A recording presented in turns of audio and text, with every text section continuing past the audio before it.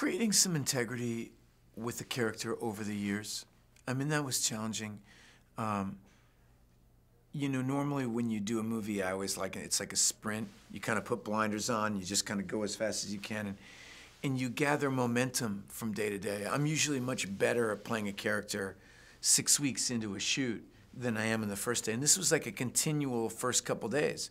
You'd get into the character, and then you'd have to take a year off. You know, it's frustrating at times, especially because I started to love the character. You know, and so that was hard. It was not as hard as it could have been because I had a real clear idea of the man I wanted to do a portrait of. And, you know, I am a father, and I have a good relationship with my father, and I kind of wanted to, I knew the kind of person I wanted to create.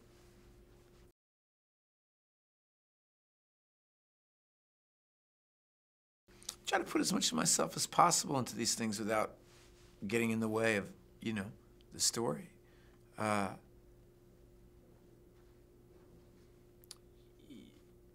For the last decade and change, this movie has been a place where I could put my feelings about parenthood and what I recalled about childhood. And, you know, I mean, Linklater and I made Before Sunset and Before Midnight while we were making this. So we were always talking and working on it and thinking about time and thinking about our own kids and how to tell a good, vibrant story about parenthood. You know, in a lot of ways, what the Before trilogy tries to do with romantic love, this does for family. You know, you could put these back to back in a way and watch Boyhood and then Before Sunrise, and they would probably flow pretty well.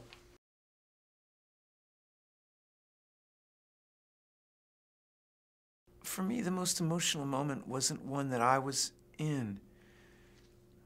We worked on this movie for a long time, right? It was in my consciousness for, you know, 14 years, dreaming about what this movie could be. And then one day, just a couple months ago, really, 6 months ago or something, Rick texted me a photo of Ella and Rick hugging in the desert after they finished the last shot. And I just burst into tears.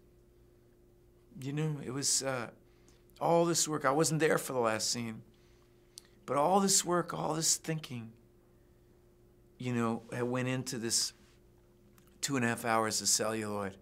You know, and seeing the shot of the two of them hug, I knew it was over.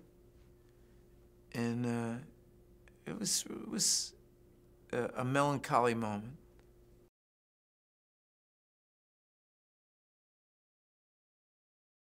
No, that was scripted. That was scripted.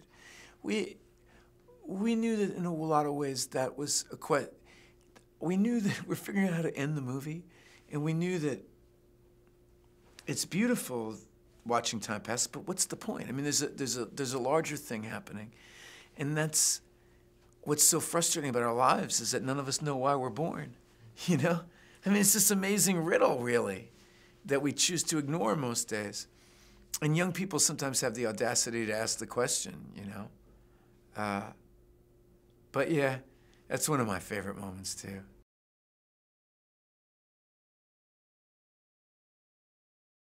You know, I don't really like art that tells you a clear message. I mean, one of the things that I think is beautiful about the movie is that I have people come up to me and say, oh, you were just like my dad, or that was just like this. The movie is so simple in a lot of ways that you can bring yourself to it. I think there is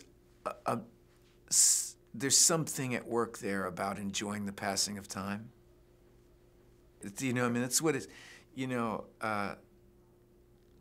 what's the John Lennon line, life is what happens to you while you're busy making other plans. You got to be careful not to let that line be true, you know? This movie's a kind of not dissimilar to Dead Poets Society.